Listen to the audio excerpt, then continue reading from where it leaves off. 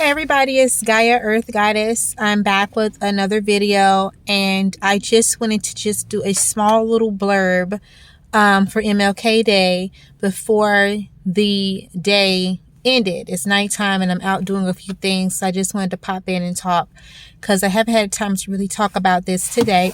So I just wanted to come in and speak about MLK and just some realizations that I've had in the past about him, and me just mentally putting puzzle pieces together in my head. Because if you're a critical thinker, things can't really get past you, or they can't really get past you for very long before you start to break it down and question your reality and question what's really going on. So, I live in the Atlanta area, hearing about Martin Luther King my whole life, and how he was this quote unquote great man, did all these great things for the quote unquote Black community and all of those things. And, I grew up with that kind of mindset. And I remember growing up and realizing that as a group, and I'm going to say quote unquote Black people just for the sake of conversation, I don't really use that term, but as a group, quote unquote Black people didn't really have anything in this country that was named for our people, or named for our leaders, or named for people from our particular class or race, that the name for their accomplishments. And I realized that early on. And then in my mind, I started to realize that there are an excessive amount of things that are named after or connected to Martin Luther King. Like, every city has an MLK Boulevard or road or street. There's schools named after him. He has a holiday and all of these things. And people have to realize that this country is run by the Illuminati. It is run by the Boule, which is the descendants of the Black nobility of Europe.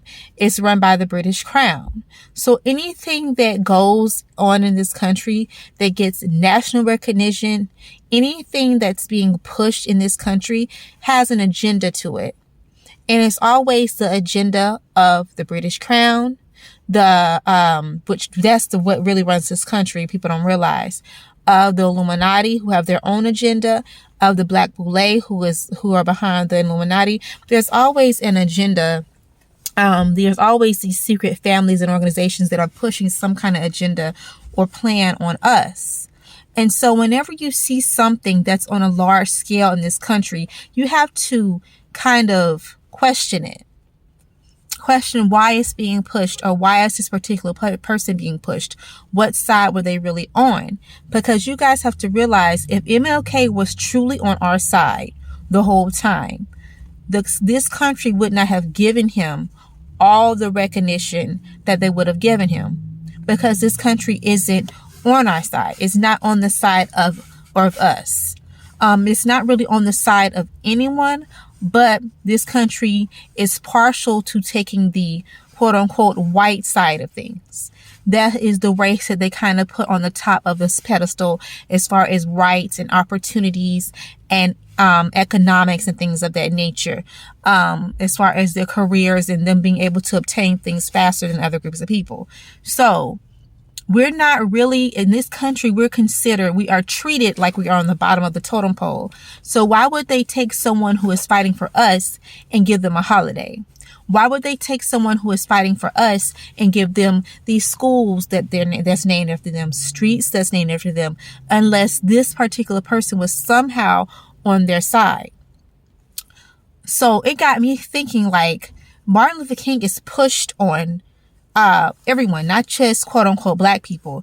His quote unquote legacy is pushed on us all. But why? Why, if this is a quote unquote Black man and you don't like us anyway, and he was a quote unquote leader for us, why would you guys promote him? Unless there was something going on behind the scenes where he was secretly working alongside you. And that's what got me questioning Martin Luther King. Like, why is he so popular? Why is he pushed so much in the media, history books, and things of that nature?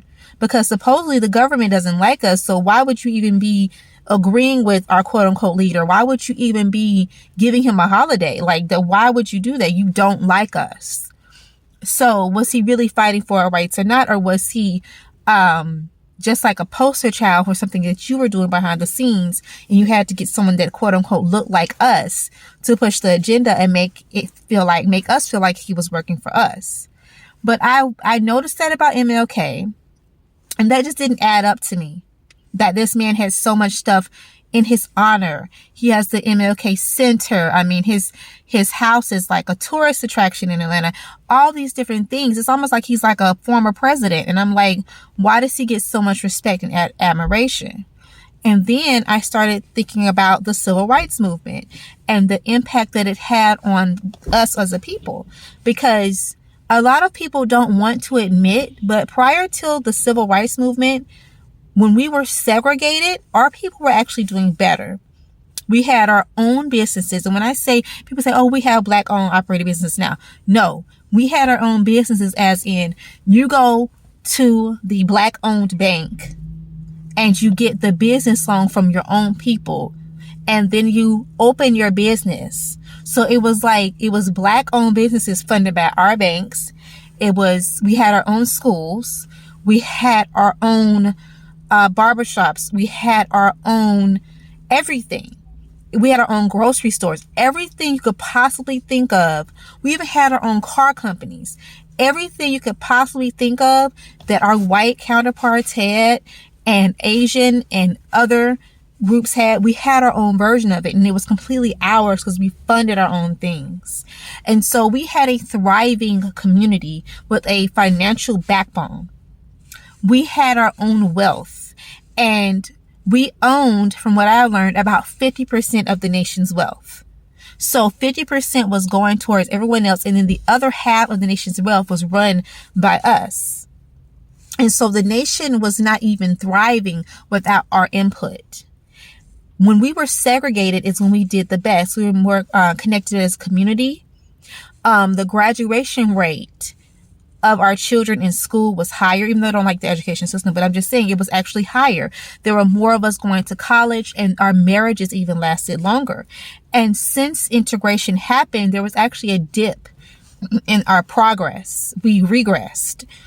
You saw, as soon as we integrated, you saw our businesses starting to shut down. We started getting funding from outside banks. We integrated with everyone else. So we started getting funding from these white banks. We started not having true ownership of the companies that we owned. We started using other people's products, and the money started coming out of our community into other communities. And then you saw this big shift of all these quote unquote affluent black neighborhoods becoming ghettos and hoods. And it was a slow regression. It didn't happen all at once, but you didn't see this happening on a large scale until after integration. It's like everything that we had became stripped from us after integration. After integration popped off, we pretty much lost our economic stance in this country and our economic foothold that we had in this country. We went from owning 50% of the wealth of the entire nation to only owning 1%.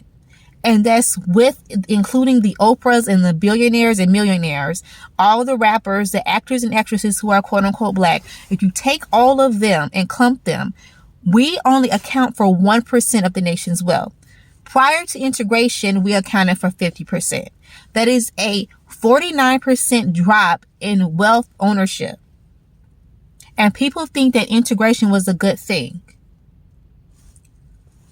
Like, I'm just trying to get people to realize that this whole thing with Martin Luther King and the civil rights movement, I know that people have said that he's had ties to the CIA. And so did Rosa Parks. But it just seems like he came in a very convenient time, and he was able to get people all riled up to integrate, just so that he could lead us to a burning house, just like he said. He actually said that he was leading us to a burning house. And people are not putting two and two together. People say he was a great leader and he did all these things and all of that, but a leader for what? Like the one thing he accomplished, it decimated us as a community. And I honestly think it was purposely done, because the CIA saw us growing as a people, saw us surpassing our white counterparts financially, our community surpassing our white so-called white counterparts. They didn't want that to happen, so they hired Martin Luther King and Rosa Parks, her too, to kick off this civil rights movement crap in order to integrate, just in order to get in to take us down. It was like a Trojan horse.